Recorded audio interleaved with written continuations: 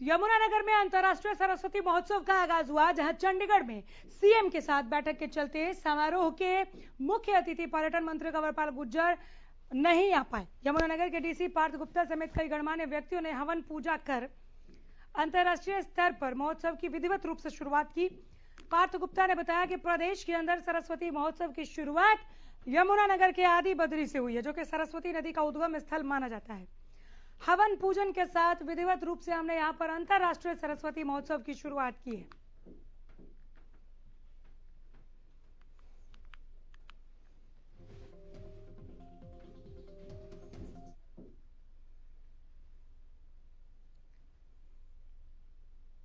और हरियाणा सरकार लगातार कोशिश में लगी है कि कोरोना से बच्चों को सुरक्षित रखा जा सके, लेकिन कुछ ऐसे स्कूल हैं जो सरकार के इन प्रयासों को पलीता लगा रहे हैं, चूना पोतने का काम कर रहे हैं।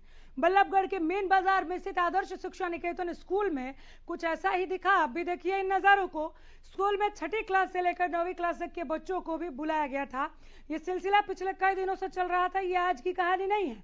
हालांकि अब शिक्षा विभाग की तरफ से जांच के आदेश दे दिए गए हैं। दरअसल हरियाणा सरकार ने 10वीं से लेकर 12वीं तक के कक्षाएं लगाने के आदेश दिए थे कि खोल दीजिए, पढ़ाइए बच्चों को। इसके अंदर भी कोरोना की एक वैक्सीन लगानी कंपलसरी थी, मतलब कि अगर किसी स्टूडेंट को पहली डोज नहीं लगी है तो स्कूल में उसकी एंट्री नहीं है। लेकिन लापरवाह स्कूल प्रबंधक छोटे बच्चों को भी, जिनकी वैक्सीन की कोई चर्चा ही नहीं है, उनको भी स्कूल बुलाकर कहीं ना कहीं कोरोना महामारी को दावत ही दे रहे हैं। ये लापरवाही की हद है।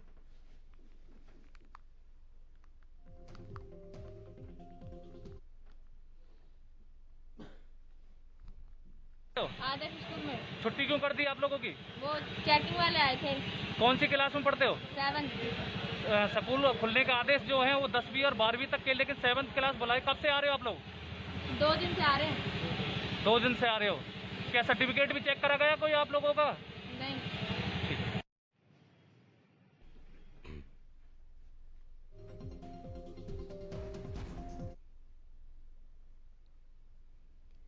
इधर फतेहाबाद में शिक्षण संस्थान खुलने के बाद अब बसों की समस्या भी पैदा हो गई है, जिसके चलते फतेहाबाद के भट्टू इलाके के बस स्टैंड पर कॉलेज छात्रों ने धरना और हंगामा किया। दरअसल छात्रों की मांग है कि रोडवेज बसों के समय में बदलाव किया जाए। छात्रों का कहना है कि बसों के टाइम टेबल की वजह से वो रोजाना देरी से कॉलेज पहुंचते हैं, जिससे उनकी पढ़ाई पर बुरा असर पड़ रहा है। इन छात्रों ने बस स्टैंड परिसर में जमकर नारेबाजी की और परिवहन विभाग से रोडवेज बसों के समय में बदलाव करने की मांग की।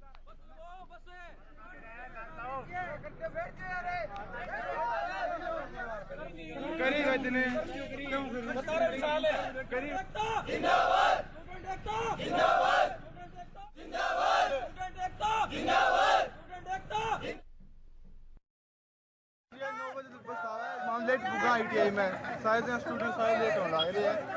8 बजे बस चालू कर दी, बंद कर दी। 9 बजे लगा रहे। 8 बजे कागदाना से। हाँ, 8 साढ़े 7 कागदाना से और 9 बजे फतेहाबाद पहुंची है। वो बंद कितने दिनों से बंद है?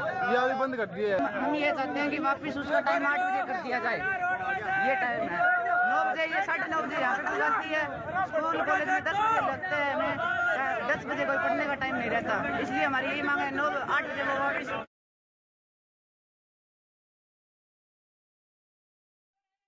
निगम ने ग्राहकों को राहत देते हुए बड़ा फैसला लिया। अब बिजली मीटर का किराया कनेक्शन सिक्योरिटी से ही कटेगा।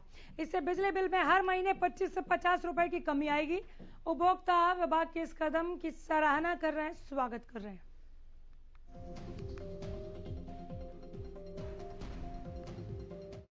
2020 में HERC का एक नोटिफिकेशन था, जिसमें हमने ये डिक्लेयर कर दिया था कि जितने भी हमने मीटर्स लगे हुए हैं, मीटर जिसमें कॉस्ट ली हुई है कंज्यूमर से, उस केस में हम उन पे रेंट नहीं लगाएंगे। और जो सिक्योरिटी पड़ी है जिनकी, उनकी एडजस्ट करके उनको मीटर रेंट जो लग रहा है वो खत्म कर देंगे।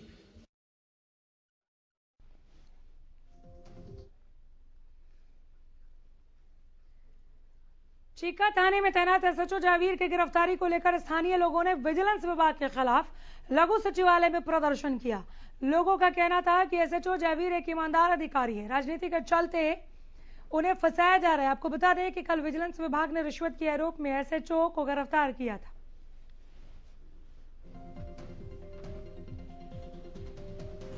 लघु सचिवालय में प्रदर्शन की तस्वीरें भी अब आपके सामने हैं। पुलिस के संज्ञान में भी ये मामला है। एसएचओ को राजनीति के तहत फंसाया जा रहा है, ऐसा कहना है लोगों का। लोग कह रहे हैं वो ईमानदार हैं, उन्हें पॉलिटिक्स का शिकार होना पड़ रहा है। विजिलेंस विभाग के खिलाफ ये प्रदर्शन है।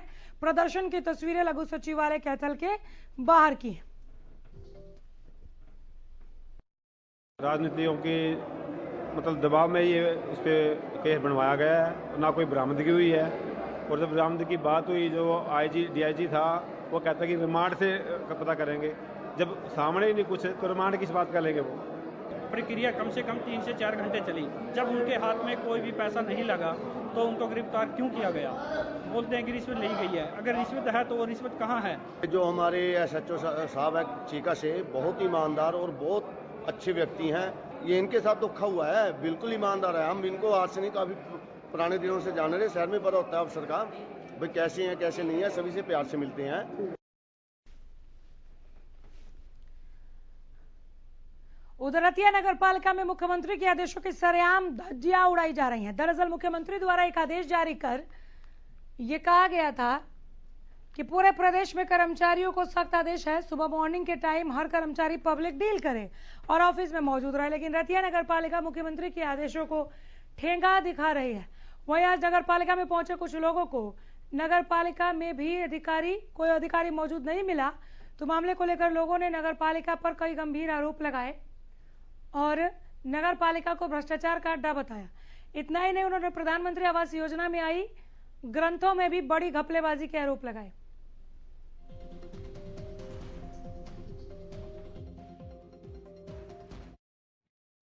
एक हफ्ते से ये दिक्कत आ रही है कि यहाँ से एनओसी निकालने में दिक्कत आ रही है। पर जैसे ही रतिया जो बड़े अमीर लोग हैं वो सीधे आते हैं, अपना काम निकलवाते हैं। वो उनका जो निर्माण कार्य लगातार चल रहा है। रतिया जो नया बस स्टैंड है, इसके पीछे लगातार बड़े बड़े शोरूम बन रहे हैं। उनको एनओसी भी मिल जाती है, उनका लोन भी अप्रूव हो जाते हैं, उनके नक्शे भी पास हो जाते हैं। जब कुछ साधारण व्यक्ति अपने दम पर बिना नगर पालिका के किसी दलाल से मिले या दलाल को रिश्वत दिए, पैसे बिना खिलवाए सीधा आता है नगर पालिका में, तो का काम टलता रहता है और वो लगातार लंबा खिंचता रहता है। मकान की जो असेसमेंट निकलवानी है, मैंने एनओसी के लिए अप्लाई करना है, तो मेरे को जब मैं आता हूँ पहले तो मैं फुटसेट के पास गया। वो कहते हैं हम तो आपका शाम तक करवा देंगे काम, कि छोटा सा काम है।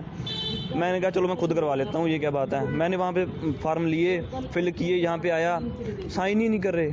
पहले तो उनको वो नहीं मिली, मेरी मकान की डिटेल नहीं मिली, वो भी मैंने खुद ढूंढी रजिस्टर में से। उसके बाद इन्होंने साइन नहीं किए। साइन क्यों नहीं हो रहे? कभी एमई सर नहीं होते, कभी मैडम नहीं होते, कभी मैम ने आंखों का ऑपरेशन करवाया, कभी उनकी शादी है। ठीक है, पहले तो इनका झूठ यहीं से देखो। परसों उन्होंने ऑपरेशन कराया, आज उनकी शादी है, आंखों का ऑपरेशन करवाया है, जबकि 15 दिन डॉक्टर कहते हैं कि अंधेरे से नहीं निकलना। हमारे मकान की एक एनओसी निकलवानी थी, जिसके लिए पहले असेसमेंट की जरूरत है। तो असेसमेंट निकलवाने के लिए जहाँ से संपर्क करा तो पता करा भी कौन कौन से डॉक्यूमेंट लगते हैं। तो उसके लिए नगर पालिका के बाहर फोटो सेट वाली दुकानें बनी हुई हैं, उनके साथ वो बोलते हैं कि सीधा हमसे संपर्क करो, पैसे दो और शाम आप अपना काम करवाया हुआ लो। चाहे एनओसी निकलवा लो उनसे, चाहे असेसमेंट निकलवा लो, कुछ भी जो भी काम है नगर पालिका का, वो बाहर से संपर्क करके दलालों से पैसे दे के काम करवाना है, तो आपका शाम तक हो जाएगा। और अगर नगर पालिका के अंदर आप आ रहे हैं, जैसे हम पिछले 1 हफ्ते से लगातार आ रहे हैं, कभी तो मैडम नहीं होते, मैडम होते हैं तो कोई भी एमई साहब नहीं होते, एमई साहब होते हैं तो कभी सेक्रेटरी साहब नहीं होते। एक अधिकारी आता है तो दूसरा आता नहीं। किसी की शादी है, किसी की आंखों का ऑपरेशन करवा रखा है, तो पिछले 7 दिन से आज भी ऊपर आप जाकर देख लो, सभी कमरे खाली हैं। किसी भी कमरे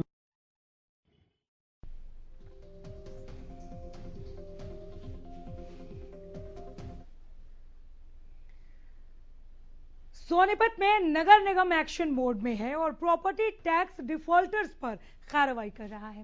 निगम की टीम ने टैक्स न भरने पर मुरथल में गरम धरम ढाबे और किशोर राइस मिल को सील कर दिया। दोनों पर ही 50-50 लाख का प्रॉपर्टी टैक्स बकाया है। इसके साथ ही नगर निगम ने 60 लोगों को बकाया टैक्स के नोटिस भेजे हैं, जिनसे करीब 25 करोड़ की प्रॉपर्टी टैक्स की वसूली की जानी है। निगम ने संपत्ति मालिकों को जल्द टैक्स भरने की हिदायत दी, साथ ही प्रॉपर्टी सील करने की चेतावनी भी दी।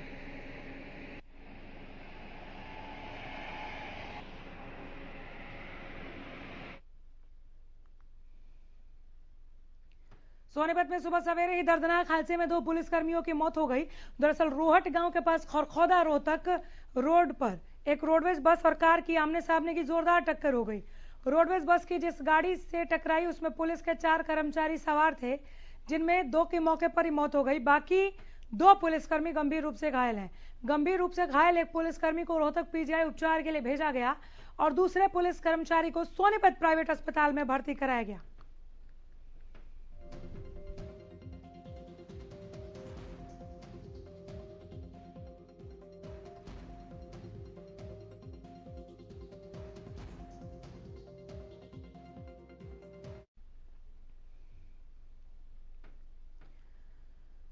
हरियाणा स्वास्थ्य महानिदेशक डॉक्टर वीना सिंह ने पंचकुला में वैक्सीनेशन और व्हील्स का शुभारंभ किया। इस मौके पर उन्होंने कोविड वैक्सीनेशन वैन को हरी झंडी दिखाई। इस मौके पर उन्होंने कहा कि वैक्सीनेशन वैन पंचकुला जिले के उन रिमोट और दूर दराज के इलाकों में भी पहुंच पाएगी जहां पर लोग अस्पताल या वैक्सीनेशन सेंटर नहीं पहुंच पाते, जो वैक्सीन लगवाने नहीं जा सकते। इस कार्यक्रम में Panchkula civil surgeon doctor Mukta Kumar, district immunisation officer Meenu Shasan भी मौजूद रहे।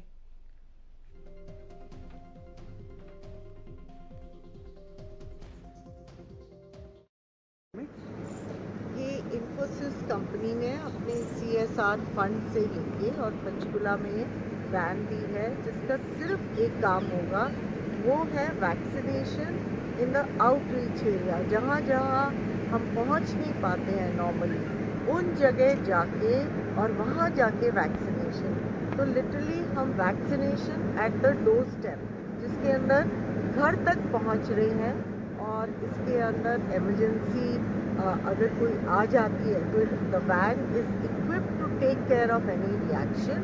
और इससे अच्छी क्या बात है कि घर बैठे टीके अपने आप लग जाएंगे। तो ये एक बहुत अच्छा इनिशिएटिव डॉक्टर मुक्ता ने बड़ी मेहनत करके इन्फोसिस से ये डोनेट कराई है और मुझे लगता है कि इससे आपका जितना भी गैप है वो फिल हो जाएगा।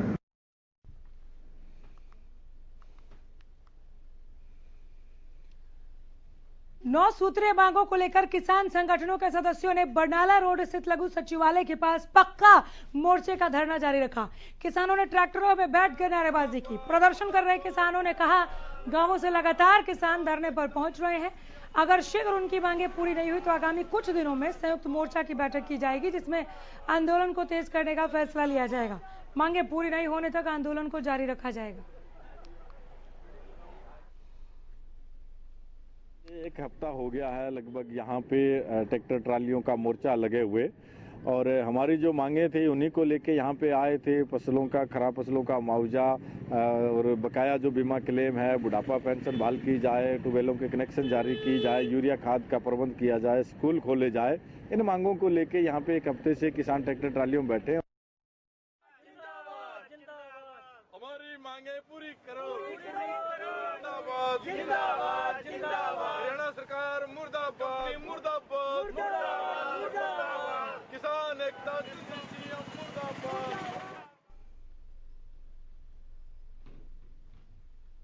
पंजाब और उत्तर प्रदेश चुनावों के मद्देनजर शराब तस्करी रोकने के लिए प्रशासन ने कमर कस ली है।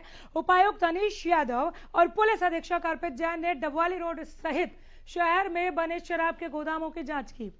L1 और L13 गोदामों की जांच के दौरान रिकॉर्ड में कुछ खामियां मिली हैं, जिसके बारे में आबकारी विभाग को लिख दिया गया है। नियमानुसार अब चालान काटकर जुर्माना वसूला जाएगा। चुनावों के दौरान शराब की अवैध तरीके से सप्लाई रोकने के लिए पुलिस प्रशासन ने 11 टीमों का गठन किया है। ये टीमें पंजाब के साथ लगते 165 किलोमीटर बॉर्डर इलाके की निगरानी करेंगी।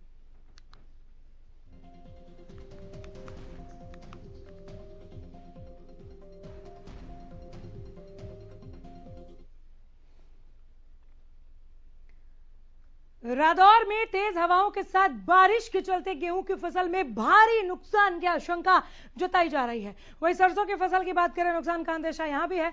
बिना मौसम बारिश ने किसानों की चिंता बढ़ा दी है। कृषि विभाग ने किसानों से खेतों में पानी इकट्ठा नहीं होने देने की सलाह दी है। गेहूं की फसल को भारी नुकसान, सरसों देखिए कैसे बिछ गई है।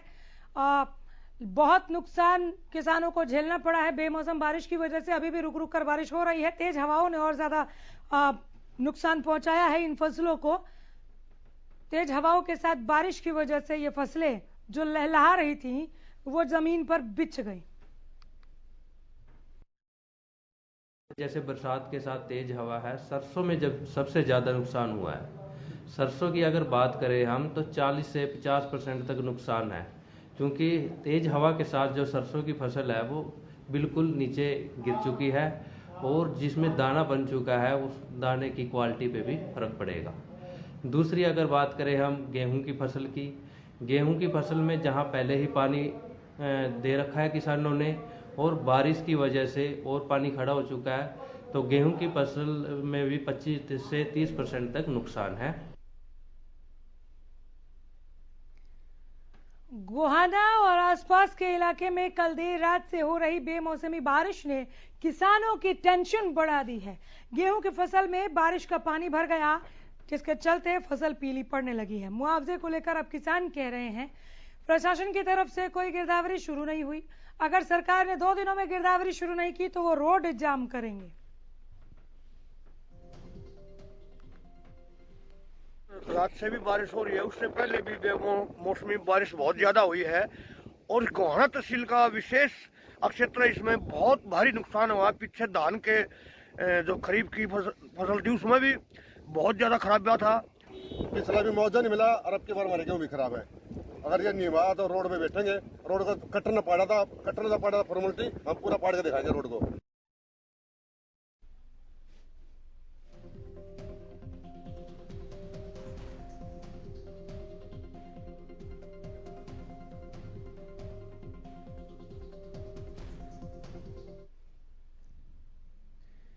5 साल से गन्ने की पेमेंट नहीं होने से नाराज गन्ना किसानों ने देवीलाल शुगर मिल में भारतीय किसान यूनियन के बैनर तले बैठक की। इस दौरान बीकेयू प्रदेश उपाध्यक्ष सत्यवान नरवाल ने कहा 2017 में प्रदेश में गन्ने का उत्पादन ज्यादा होने के चलते हरियाणा के कई जिलों के किसानों ने अपना गन्ना उत्तराखंड के इकबालपुर शुगर मिल में बेचा था, लेकिन 5 साल बीत जाने के बाद भी मिल ने किसानों के गन्ने की पेमेंट नहीं की। किसानों का कहना है कि 5 फरवरी को हरियाणा के सभी जिलों के किसान उत्तराखंड के इकबालपुर में इकट्ठा होकर शुगर मिल का घेराव करेंगे।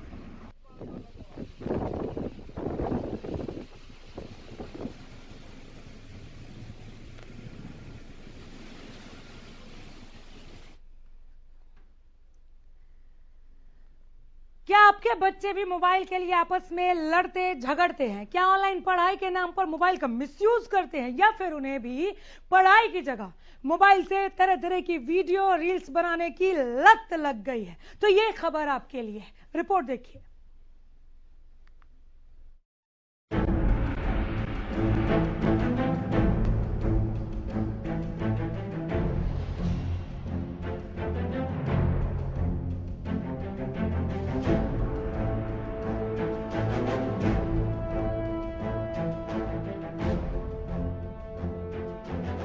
फतेहाबाद में मोबाइल बना जानलेवा शौक।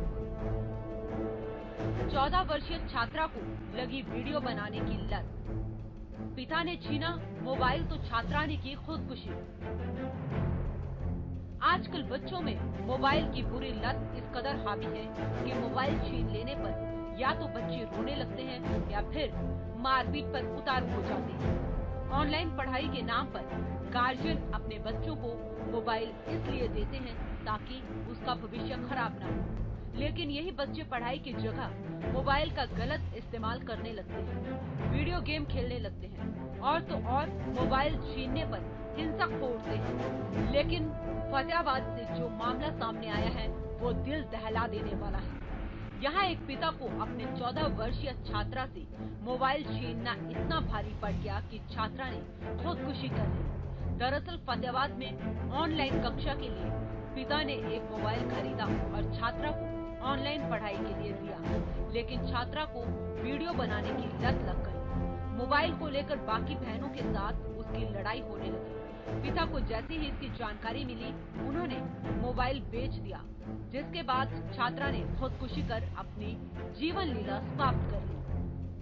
इसके फादर साहब के पास एक टच स्क्रीन मोबाइल था और ये 4 सिस्टर थी, तो मोबाइल को लेके ही आपस में इनका झगड़ा हो जाता था। तो फादर साहब ने झगड़े से भाई झगड़ा ना हो बच्चियों में, तो वो मोबाइल बेच दिया। उस मोबाइल के बेचने के कारण ये बच्ची नाराज हो गई और उसके कारण ये है। आज दुनिया भर के ज्यादातर बच्चों को मोबाइल फोन की लत लग चुकी है। कोरोना वायरस महामारी के आने के बाद ऑनलाइन स्टडी का चलन बढ़ा है। इसकी वजह से भी बच्चे सेल फोन का इस्तेमाल काफी ज्यादा करने लगे हैं। लेकिन सबसे ज्यादा चिंता की बात यह है कि कई बार बच्चे ऑनलाइन पढ़ाई के नाम पर मोबाइल का गलत इस्तेमाल करने लगते हैं और पेरेंट्स जब उसे रोकने की कोशिश करते हैं तो बच्चे बगावती हो जाते हैं। ऐसे में सवाल ये उठता है कि क्या ऑनलाइन पढ़ाई बच्चों की जिंदगी पर भारी पड़ रही है। हरियाणा न्यूज के लिए फतेहाबाद से साहिल की रिपोर्ट।